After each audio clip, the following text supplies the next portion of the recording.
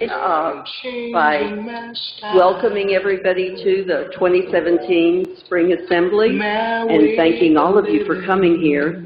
And to begin, I'd like to do a sound check to each one of the campuses. So I'd like to start with Polytechnic. I think Keith is in place. Yeah, we're all here. There's a few of us here. We've got a pretty good turnout. So thank you very much. Thank you. Donna, Downtown Campus. Hi, this is Donna. We're here in the Cronkite building in the PBS studio. We're enjoying some wonderful food and some good drinks. Great. And Alejandra at West. Hi, from the West Campus. So we have a great attendance today. We also have wonderful food, and it's really nice to see all our colleagues again, and we're really happy to be here. Great. Thank you.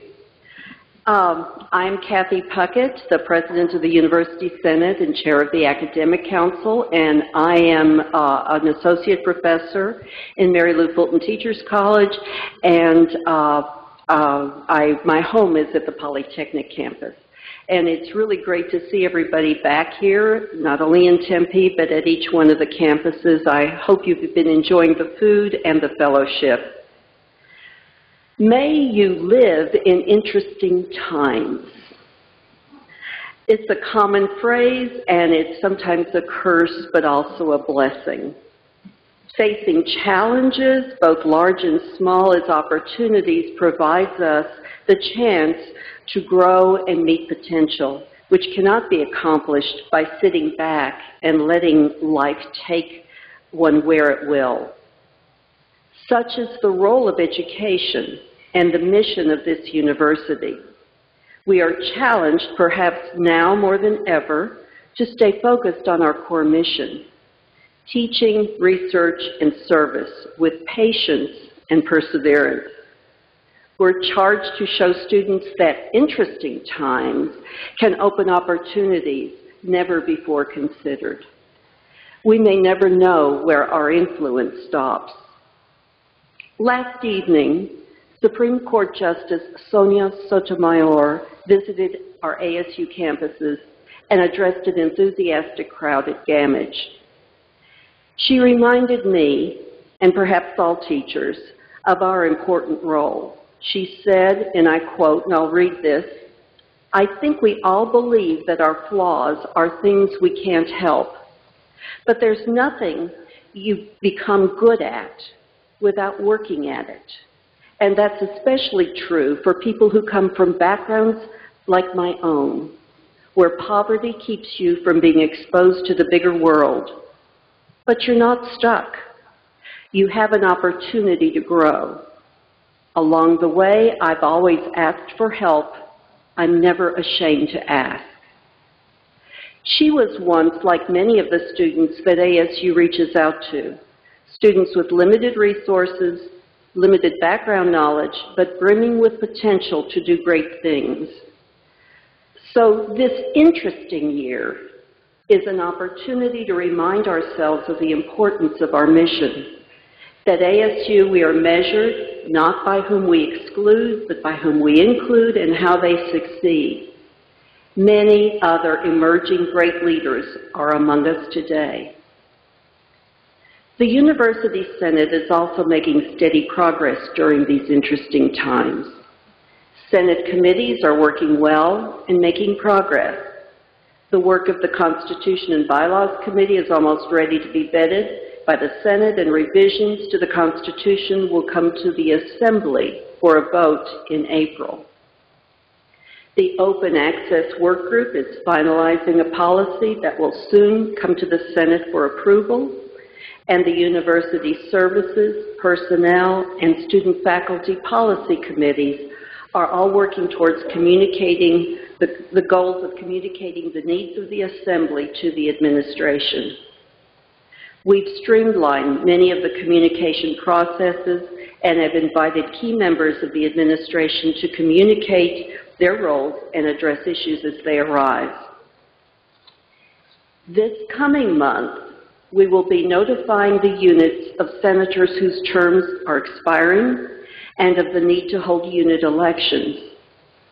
Serving as a senator provides a golden opportunity in these interesting times to be involved in the shared governance structure of the university. Our meetings are interesting. They're efficient and professionally run. Being a senator can be a gateway to other leadership opportunities, including membership on the University Academic Council. Senate meetings are open to all, and the times and locations are on our website. We welcome you to attend, to learn more about our important work, and to consider maybe adding this university service to your resume. So with that said, I now turn the podium over to someone who needs no introduction, President of the University, Michael Crow.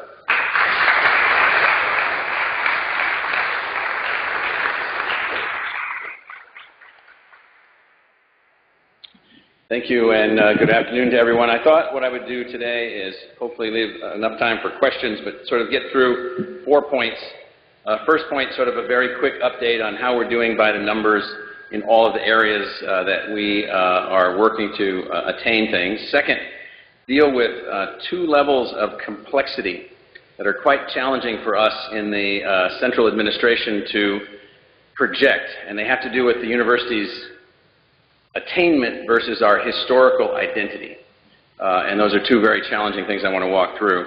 I want to spend a little bit of time talking about the governor's budget proposal for investment in the university as an investment in our enterprise model.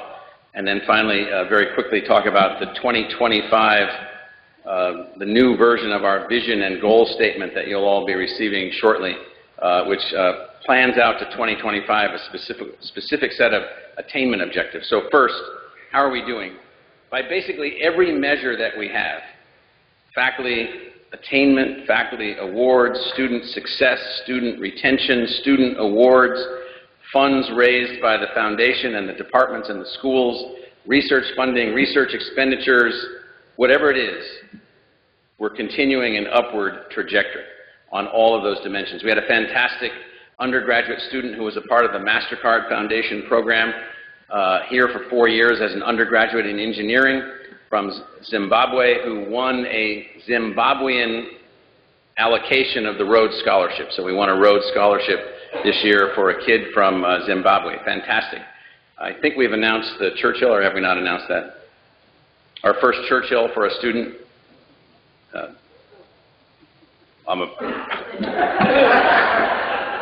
Look out for exciting news connected to the name Winston Churchill. And so what that means is that on all fronts, records of retention in fall to spring semester, record retention in the university, record fundraising, $217 million last year, closing June 30th, and we're on track to beat that this year. We'll report shortly a research expenditure level by our faculty of just about $510 million. I'll come back to that in a second. That's an unbelievable number. It's a portrayal of the inventiveness, the ideas, the creativity, the dynamism of our faculty from the humanities to science to business to engineering. You probably get sick of me, all the things that I send out, at least to your unit leaders and others. I just sit up all night on my computer and just say, oh, I'm going to send this, I'm going to send this. Because it's fun, because it's exciting to see so many achievements. So relative to how is ASU doing, financially we're in the best condition that we've been in, certainly in my 15 years. I think I could probably make the case that we're in the best financial condition that we've been in since somewhere around the beginning of the Great Depression. This has never been a financially well-off institution, nor will it ever be a financially well-off institution. But if you look at our what's called our net margin, our cash on hand, all of the other financial indicators on which our credit rating is based, and we have our own unique credit rating, doing fantastic in all of those. Our University Executive Vice President and CFO, Morgan Olson, and his team have done a fantastic job figuring out cash reserves, all kinds of things. We're now approaching the norms for universities as opposed to being 2 standard deviations away from those norms. That's kind of fun, to be skiing along and realizing that you have no backpack, no water, other kinds of things, and so now we do. So, all in all things overall, we are very well positioned and performing very well. Out of that, by the way, there are massive expectations for us, and I'll come back to that in a second. But here's this second item that I had on my list for today, and it is this complexity as an institution. So I'm in a constant, everyday battle with about 50 reporters around the United States who continue to perpetuate that excellence in American higher education is a function of exclusivity of admission. And I keep pounding on them and pounding on them, meeting with them. I met with David Leonhardt, a fantastic writer for the New York Times in Washington a few days ago for 45 minutes. And in my third round of interactions with him, trying to talk about how it is that he does no service to higher education by suggesting in the articles that he writes that there are lower income, high achieving students who need to go to good colleges. And then he proceeds to list the names of the 250 plus good colleges in the United States. And every single one of them only admit A students, because goodness is a function of graduation rate. So I sat and I walked him through a logic that was unusual for him, perhaps even foreign to him. And I said, well, David, let me walk you through the undergraduate demographics of Arizona State University, a great people's university that has emerged in the last few decades out in the, the still evolving, still sort of undone American Southwest. And so I said, by the way, in our freshman class of 12,000 next year, we will have 2,000, give or take, 2,000 incoming freshmen in our honors college. That's the same size as about, give or take, as the freshman class of Stanford. And those students are, give or take, about the same as the students that go to Stanford, except their family incomes are much less on average, and their diversity is much higher on average. Other than that, they're the same. We have 6,000 freshmen of the 12,000 freshmen that come in, give or take, with A averages. And our A average students, those that come in with A averages, have fantastic four-year graduation rates, fantastic four-year graduation rates. At or above, and if we take our A plus students, 3.75 and above, coming in as freshmen, their performance as students at ASU in terms of graduation and so forth is actually above the freshmen at UC Berkeley, above the freshmen at UCLA, above the freshmen at Michigan. And so, again, we're doing very well with that group. And then we have 6,000 B students, which we welcome heartily as a part of our world because, as you've heard me say before, they're always admitted to the great research universities until people started dropping them off and dropping them off and dropping them off and cutting them out, and we chose not to. Ohio State University, a couple of you are from Ohio State, used to admit these B students until about 25 years ago. UC Berkeley used to admit them until some time ago. We still admit them, and we have a four-year graduation rate for them that's above 40%. And that's about 23 points above universities that admit predominantly B students for a four-year graduation rate. So we have these multiple identities that when we get looked at in certain ways, we get averaged out to being sort of, well, I'm really so sorry for you. I can't consider you a good university because your graduation rate in 6 years is not 75% or whatever he said as the minimum. That is David. So I just pound my head on the desk. It's like, what do we have to do to actually demonstrate to you that of the kids you're actually writing about in your articles, if you're actually meaningfully thinking about who they are and what they are, kids from families of modest means with high academic ability, we have many, many, many, many of them. And then lo and behold, the day after that presentation or 2 days after that presentation, some of you might have seen an article that he wrote about where do all the upper 1% kids go. And if you looked at that data, did any of you see that? That article in the New York Times? Yeah. So then we look at the data. So the data is 15 years old. And the author is writing about it as if it was yesterday. And all of the data for all of the Arizona schools is collapsed into one data set. That's fantastic. And all the straggling data for ASU is considered separate, which then portrays our median income at $104,000, which is not true. We're dramatically below that, and then says that we underperform. And so we're having dramatic issues with the following. I apologize for belaboring this a little bit, and that is our mission is to be the public university admitting every qualified student capable of doing university-level work, graduating them in very large numbers, which we do, performing at or above the level of any other university that's taking on this challenge, which we are right now.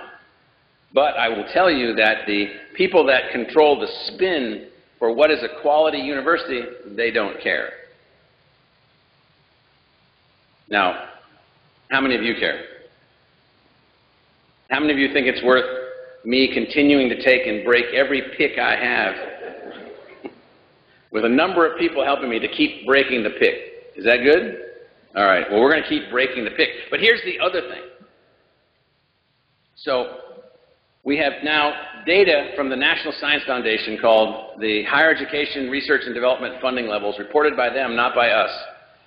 And you're going to get this if you haven't got it. You're going to get it many times because I won't remember whether or not I sent it to you before. And it's going to be a list of institutions that we compete against in terms of our research funding. And we sent this out before, now we have new data. And not only are we doing better in new data, we're doing dramatically better in new data. So at the end of the federal fiscal year 2015, which was June 30th, 2015, that federal fiscal year, which is now almost 2 years ago, we had more NSF funding for our faculty at ASU than Harvard, Ohio State, or Cornell. Now guess what? If I say that to an audience, even some of you are saying, he is drinking. There is something, it just can't be true. It cannot be true that the Tempe Normal School and its satellite campuses that are largely tents on dirt fields has somehow put together a faculty capable of outperforming Harvard, Cornell, or Ohio State in funding from the National Science Foundation. Or in the earth sciences, that's about studying the earth, for those of you wondering what that complicated two-word set actually means.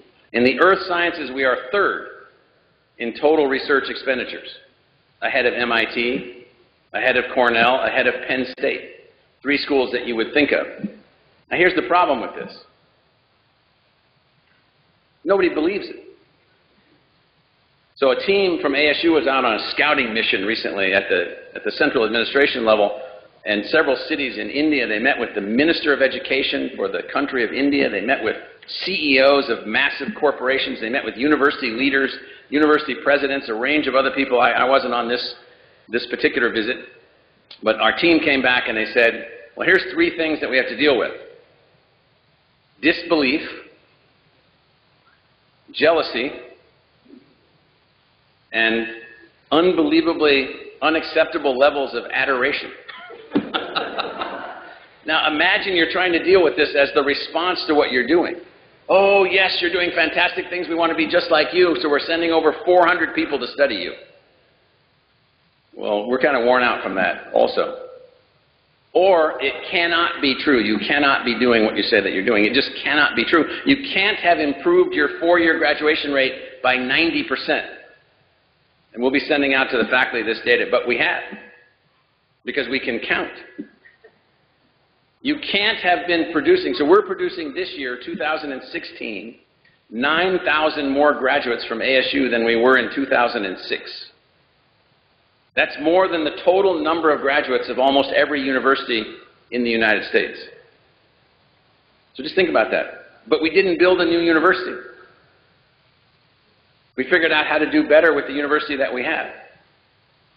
And so, three outcomes: disbelief, and then, just you all weren't raised in the same neighborhoods that I was raised in, but if somebody uses any phraseology such as disbelief, it's like, well, you and I are stepping outside and you and I are going to fight to the bitter end, to death, because you just called me a liar. Well, we try not to do that as university presidents anymore. But occasionally you really want to. So you use words instead of other things. So, disbelief, jealousy, and adoration. So, a guy that I know and admire very much named Larry Faulkner was the president of the University of Texas at Austin for many years, and after that he was the president of the Houston Endowment, a fantastic community building endowment in Houston, and he was a prominent chemist, and he worked at the University of Illinois, and so he was one of our advisors that worked in the first few years that I was here. We brought in people from England and great universities all over the country to give advice to us on, well, what should we do? And so he came in, and so I said all this to him because I said, when the AAU looks at us, the Association for American Universities, here's what they say. Well, you may think you're doing really well over there at ASU, you and your faculty crow. When they refer to you by last name, you know you're not going to get very far. But, you know, with the faculty of your size, you should have $6 or $7 billion a year in research funding. And I'm exaggerating a little bit, but not much. And I raise my hand and I say, oh, we're doing very well in research funding, and by the way, we have 60,000 undergraduates. Unbelievably diverse undergraduates. You know what they say when we talk about being considered for the AAU? That's your problem. You made that decision to have all those students, and that distracts your faculty from being better researchers, as measured by their volume of research funding. So we're pretty much spun up on this right now. And so just to let you know that we have these complexities that we're dealing with, and we welcome any idea that you all might have. So, third item, ASU as enterprise. So you know, in our present model of operating that we're many years into at the moment, we no longer operate as a government agency. We're no longer dependent upon the government and its funding for our success. We no longer rely on them to be the core funder of the institution, which was the case when I took office. We no longer sit around waiting to see what they're going to do. We've asked them for many dispensations, and they've given them to us for freedom of movement, freedom of action, all these other kinds of things. And so we're no longer operating in a government modality. We've asked them to invest in two things. We will worry about the financing and the running of the university. We will operate that university as a public enterprise. It will look and feel a lot like a private university, except for who we admit and how those students succeed. Then it will look definitively like what a public university is supposed to look like. So what we've said to them at the state is, invest in one core thing, students from Arizona to help us defer the cost of their education. We've asked them to invest $7,500, give or take, per year per student, about $1,700 to $2,000 more than we're presently getting per student. We don't have their attention yet on that, but we have basic agreement to the model, and we're going to be driving that model as hard as we can. And the second thing that we asked them for is cash and cash flows that would allow us to invest in our physical facilities. And we do have in the governor's budget request a small amount of request for the student investment, which is a good sign and a positive sign. And we have in that budget request a change in the state's policy that we have asked for, which is to stop charging us sales tax and to allow us to take our sales tax payments, which are called TPT, and allow us to take that revenue stream and invest it in facilities. And that's the governor's proposal. And we strongly support that proposal for this year. And we operate under that support, under the notion that at some point, we're all going to have to figure out the financial model by which that investment for our in-state students, which are more than 50,000 in-state students, can be received and invested in. Because just to remind you of a number that you've heard me use before, we have a $200 million net loss on our in-state students per year. So finally, item 4 from my list. You're going to be getting soon the 2025 Vision and Goal Statement, which is going to look similar to the last 10 of these that we've given out, except slight advancements. And if you read it carefully, which I'm sure it's not very long, it's not very many words, and it looks like what we've done before, there's a few changes. We are continuing to up our game in terms of retention and graduation rate attainment, in terms of our goals. We have set a goal of producing more than 32,000 graduates by the year 2025, which is only 7.5 years away. To put that into perspective, it's sooner than you might think, by June 30th, 2025. And so we've set a research goal of $825 million, and we didn't pick the goal because of the number. We picked the number based on what is the largest research profile of a non-medical school university in the United States, and we picked that goal. And that happens to be the Massachusetts Institute of Technology. So what we basically are saying that by 2025, this university will have a research enterprise equal to or greater than the Massachusetts Institute of Technology. We will be producing 10 times the number of graduates that they produce.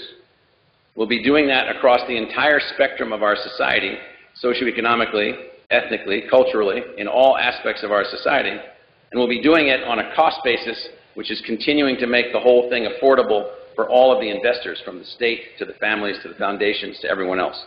That would mean by that date, June 30th, 2025, that would mean that by that date, we will have, if we achieve all the things that are articulated in this document that you're going to get, we will have become a completely new model of a public university, achieving things that have been previously unachievable by any predecessor model. That will mean at that point we may be able to start saying to people like David Leonhardt, listen, David, you need to start measuring the universities that are working in this modality against each other, and start thinking about what they're doing and how they're working and what they're achieving. And the others, that's fine, but you just have to measure them against each other. And so we don't know what to call this yet, but we're starting to use the terminology that ASU is emerging as the prototype of a national service university. A university which exists for the sole purpose of being of service to the nation at scale. So, having said all that, let me also add one point, and that is to thank each of you for all that you do to help us to be able to even anticipate, even lay out these kinds of goals or objectives. I say to people wherever I go that, you know, we have the greatest faculty that I've ever been able to be a part of, certainly, but more importantly than that I've ever seen. Innovative, creative, dynamic, hardest working, etc. And so it is a fantastic opportunity for us to make this model work. And I want to thank all of you for being a part of it. And with that, if it's all right with you, I'll just see if there's comments or questions. Thank you. Someone told me 20 minutes, and that was 19 minutes and 30 seconds or something. Efficient. I'd like to start at the other campuses to see if there's any questions that they have. So let's see. Donna, you're at the podium, and looks like you're ready to go. Thank you, Kathleen. Hello, President Crow. Thank you for your information sharing. We do have a question from downtown Phoenix campus. I know at ASU there's an interest in increasing the offering of online master's degree programs. I'm wondering, how do you envision maintaining quality while increasing the quantity of online master degree programs, given that there are often constraints of resources? So that's a fantastic question, and it's even asked in a way that allows me to make several important points. So thank you for that question. So it turns out that master's degrees are increasingly becoming the coin of the realm in many fields. Our face-to-face or full immersion master's degree student growth has been flat for a long period of time, even declining in the last several years, with some dramatic increase in online master's degrees. And so we believe that there are lots of ways to configure master's degrees that are quality controlled by the faculty, designed by the faculty, offered by the faculty, with significant incentives back to the unit for the design and deployment of these master's degrees. What we're trying to do is to be of greater service to the community. Quality is a function of what is the degree for. There are professional master's degrees, there are academic master's degrees, there are specialty master's degrees, there are master's degrees that are augmentation of a specific undergraduate degree, a 4+1 kind of program where you're integrated in the last year of your undergraduate experience. All of those master's degrees are different from one another. We rely exclusively on our faculty and on the provost and his staff to maintain quality control of what we're doing. We want no weak degrees, no academically non-rigorous degrees, none of that. And so the key is, the extent to which the faculty in any given unit can allocate its energy in a way to derive quality master's degrees with an expectation that there'll be substantial resources returned to those individual units from which investments can be made in the units themselves. And so we've seen this in the online activity already. The master's degrees, both on campus and online, offer another opportunity for us to do that. What I would say that Mark Searle, the provost, may want to comment on this also, but what I would say is that I don't want to say we don't worry about quality. We do worry about quality, but we also operate under an assumption at our role within the institution that no faculty of the institution is proffering degrees that they don't think are high quality. Because if you don't think they're high quality, don't advance them, because your name is the name that's on them, even more importantly than the name of the university. That is, it's your name, your department, your school, your program is saying this is a master's degree in this subject. Now, let me just reiterate, there are various types of master's degrees, but that doesn't mean various qualities. There are various types, all of which are high quality. I am a little concerned, and the provost knows this because it's on my list of things that we talk about, that for a city of 4.2 million people, it's quite unusual, although there's some data that suggests this is going on around the country, to see master's degrees from full immersion programs to go down. And so that's happened here at this institution. And so Stephanie, Deputy Provost and Vice President for Academic Affairs, Stephanie Lindquist is going to comment on this. So she's going to come up here and comment on this. Our new Deputy Provost and Vice President for Academic Affairs. Hi, everybody, and hi, everybody at the other campuses. I just want to tell you a little bit about what we did this morning. We had a breakfast. We had a meeting of deans, graduate directors, associate deans, and some folks from the Provost's office and also from the Graduate College to talk about how we can build our master's programs, both our digital immersion programs as well as our campus immersion programs. And what we did was we had a working session where we had 10 tables in the room with faculty from across the campus sharing ideas and thinking about strategies that we might pursue to build the quality of our programs, to improve our admissions processes so we can be sure that we are as inclusive as we possibly can, consistent with our ASU charter, and think about other ways that we can serve the community by offering degrees that will serve the public and help individuals achieve their objectives in their careers. So we are really very focused on this. We welcome your ideas. We certainly learned a lot this morning from administrators from across the university, but we also, I just want to point out that, in fact, demand for master's degrees is very strong in some fields more than others across the nation, but the national statistics demonstrate that indeed Americans are very keen to earn master's degrees both in the digital environment as well as campus immersion. So thank you.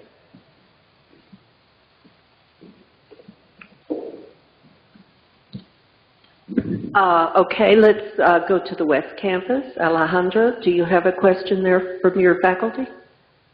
Yeah. So what we were wondering if you foresee any particular challenges to the mission of liberal arts teaching and research in the context of the current political climate.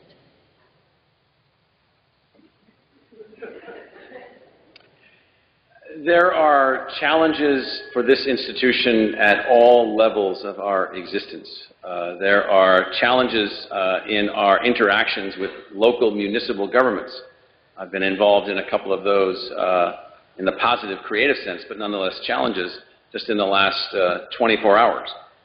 There are challenges in the interaction of this institution with every other institution that we're working with. Now, when you add to that a political climate which was and is fraught with division, fraught with a lack of common objective beyond the common core values which I think are still present, it makes things complex in the sense that people end up taking very strong positions and very strong sides.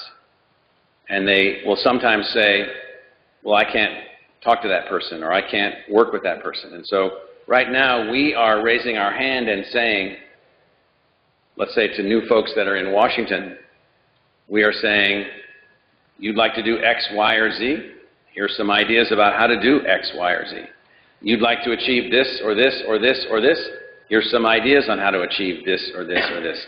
I can't tell you yet whether or not there is receptivity to those ideas. We're arguing for the maintenance of core support for students going to college, like Pell Grants and student financial aid. We're arguing to make certain that those programs are actually enhanced and expanded.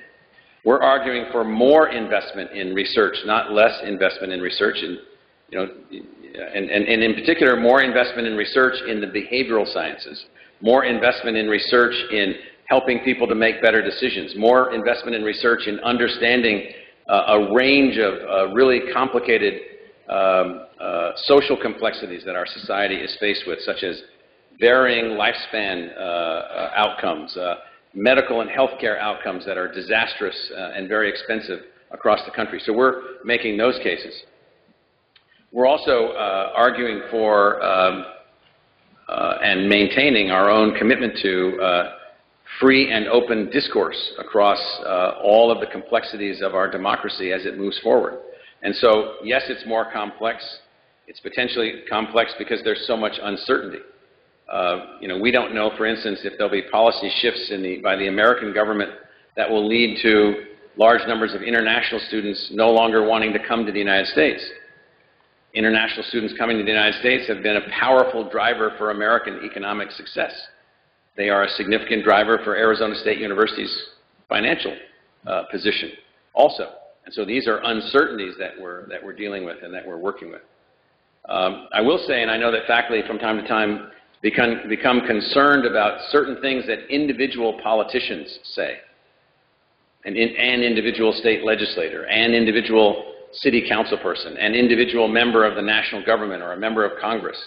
And so it turns out that someone saying something doesn't mean it's so.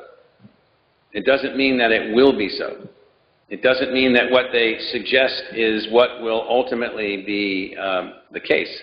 And what I can tell you, having been involved in even some of the more local issues in the last few weeks here in Arizona, there's warm receptivity to the points that we're making. There's positive reactions to the cases that we make about let's say, academic freedom, or the case that we might make about the teaching and learning environment that we're building at the university, or additional investment, or protecting students, or support for DACA students to attend the university at the in-state tuition rate, et cetera. So we're finding lots of support. Lots of people that are arguing with us and moving forward. Now, all of that is in the midst where, we have, I think the first time in American history, an elected president who has never been a politician or in the military. So I think the first time of a person who has not been involved in public service now being the president of the United States. And so that's, I think, new for everyone, and there's uncertainties associated with all of that. But what you're going to see from us is no variance from our model, no variance from what we're working to achieve, no variance from the way that we work. Our model is a critically important model to the success of this country. And so we may have a few more discussions that we have, or arguments, and if things get to a point where people are moving in really negative directions, you're going to see us making very strong points about what they do, which is often different than what people say. And so what we're interested in is making sure that the right things are done, and that people are held accountable for what they do say, but that the right things are ultimately done. A long answer, but it's a complicated question. Thank you. Thank you. Polytechnic? Alejandra, wait a minute. Did you have a follow-up? No, I don't. Okay, thank you. Keith, Polytechnic? Yeah, we have 4 questions, and 3 of the questions the faculty had to leave to go teach, so they left the questions with me to ask. Okay. One of them, as church lady used to say, how convenient. And yes, and Dr. Mars is here to ask a question as well. So I'll begin. So hello. So I have another graduate education question, but it's a little more general. How do you see graduate student enrollment growing, and specifically in regards to growing the capacity for lab space and research funding going forward? So graduate education, full immersion on-campus numbers have been going down the last few years. We're trying to turn that around. Graduate numbers for online education have been going up, so our net has been a substantial increase overall. To the question of lab space, teaching space, research space, we try to meet every demand that's made of us by new buildings, by renovating old buildings, by renting buildings, by doing everything we can to accommodate what our faculty members need. And so if a department or a school or a unit stands up and says, we're starting some new graduate program and we need 3 special labs and here's the revenue model and here's how it's going to work, well, that investment through the provost's office and the dean's office and the school director's office, that investment will be made. We're not going to hold anything back that looks like a good plan. We just have to see the plan. And in terms of research, you know, obviously we're looking, I think we now have just under 1,700 individual funded, externally funded faculty members. That's a huge number. I think that number was 800 and something 12 years ago. So that's a huge change. That's a doubling of the number of funded researchers within the institution. And that's not the totality of our research activity, far from it, and it's even further from the totality of our scholarly activity. But nonetheless, what that means then is that we have found places for people to do that work, to support them with investments in technology, investments in the library, investments in laboratories, investments in space or travel or seed grants or whatever. And so there's still resources for that, and there's still opportunities for that, and there's still new things being initiated and new things that are happening. But if as an individual faculty member you feel that you're not getting your say, then you raise your hand, and if your school isn't responding, then you talk to your dean. If that's not responding, you talk to the provost and to others, and then we'll figure out, you know, what we can do. That's basically the way that we work this. Mark, do you want to add anything to that? This is Provost Searle coming up here to comment on this. Well, just specific to the Polytechnic campus, that we are looking at increasing space. We have some rooms at the Poly campus that we're currently examining to see if we can convert them into lab space to increase both the research and the teaching capacity for science and engineering at that campus. So it's on our definitely on our agenda, and that goes throughout the university, that we're constantly looking to expand that, and we do that every year. As Michael said, we have rented space. We've done everything we can to put the space together to make sure faculty get their needs met. I don't remember what the number is right now, but I know 2 years ago we were renting 2 million square feet of space, just to give you some sense of the scale. We have 24 million square feet of university space, just to put that into perspective. Thank you. Polytechnic, is that, are you satisfied? Do you have any other questions? We had a number of questions, so I'll go ahead. The next question that we have is it's related. All of these are related to the same question. So the next question was, what are the plans for expanding lab space? You just answered that, so thank you very much. The concern was attracting tenure-track faculty to support graduate enrollments. So we have 200 faculty searches underway right now within the university, more than. We will not hire 200. We will not complete hiring 200 faculty members because lots of reasons. We get beat out by competitors, late start, didn't make the case, couldn't come up with a deal fast enough, you know, all these things that frustrate us. But we have more than 200 authorized searches underway right now for new faculty members. Thank you. I'd like to move on to Tempe now.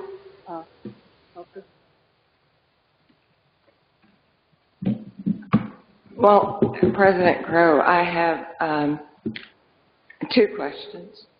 And the first one, I think, may be answered very quickly, and that is some faculty is still not convinced that they're not going to lose any money this year you know, due to the calendar and the way we do paychecks. So can someone please convince those who still aren't convinced that they won't lose money? Vice Provost Clark, I thought so. a scholar of the English language, a humanist, is going to articulate what we're doing. Or just, And born of mathematicians, nobody is going to lose $1 in salary. We are realigning the pay schedule. Everyone who is on a 9-month pay schedule will get 20 checks. Everyone who is on a 12-month payout will get 26 checks. It's just that for the 9-month, it will start a little later and it will end a little later. It's the exact same amount. Nobody's losing anything. even for faculty who pay themselves summer salary off of their grant? That has nothing to do, no. Okay. It won't have any impact. They have an option to take that summer salary over 6 or 7 pay periods, but nobody's losing anything. Thank you. And then one more question. It's wonderful to see our student body grow and become more diverse, but I've been hearing from some faculty and students that some first-generation students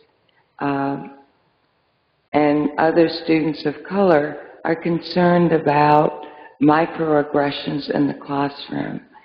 They've experienced them before, but they are concerned that the microaggressions suggest that the faculty person might, their grade might be affected by it. Yeah, this is that's a good question and a complicated question because we have a new generation of millennials who are, in a sense, increasingly sophisticated beyond previous generations about all kinds of things. So the way that they are hearing speech is sometimes interpreted as a microaggression when it's not intended to be by the person. Sometimes it is intended to be by a person.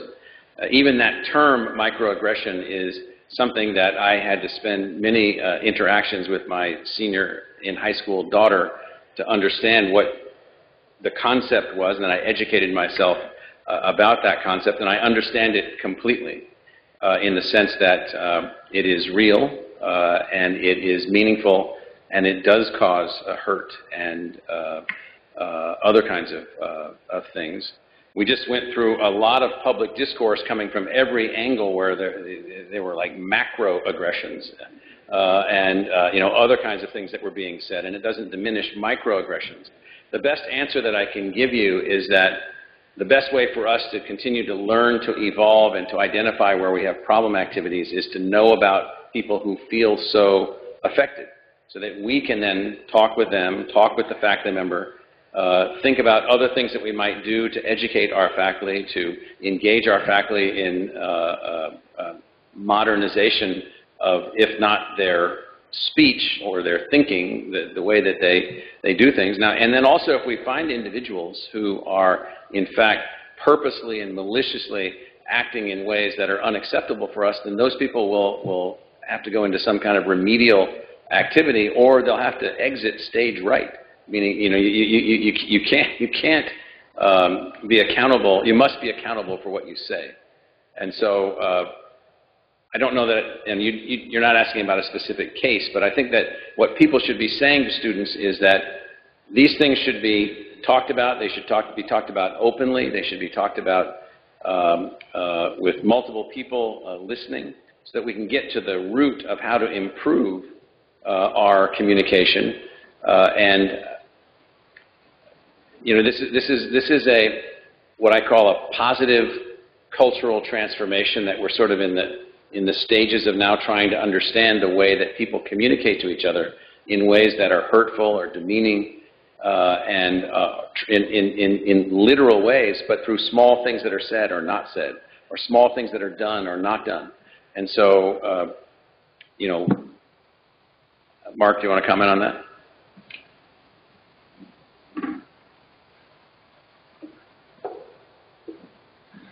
Elsie, I share your concerns, and I think that a lot of us do. Last year we started with mostly brought up by individual incidents and doing some faculty training. And with Stanley James joining the Provost's office, it's something that is on our agenda to try and tackle in a broader way to have more meaningful impact, to ensure that faculty have the tools to manage those conversations that the President just described, because they're hard conversations sometimes to have, and we want to make sure they feel well equipped when those circumstances do arrive. So it's something we're very attentive to.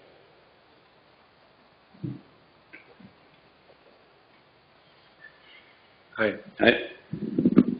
I had a question. Oh, I'm Hoyt Tillman in Silk. And I had a question that probably doesn't affect anyone in this room, but it affects some of our predecessors, some of our retired colleagues. Mm-hmm. And one of them who retired probably 10 or 12 years ago mentioned something to me a few days ago, and your emphasis at the end about ASU being a national service university really brought it to my attention, because it affects not only, people who retired in earlier years, but also especially staff and various workers who support and serve the faculty in so many ways. And that is a concern that the current move at the state level to shift away from a regular pension program for retirees. Defined benefit, right.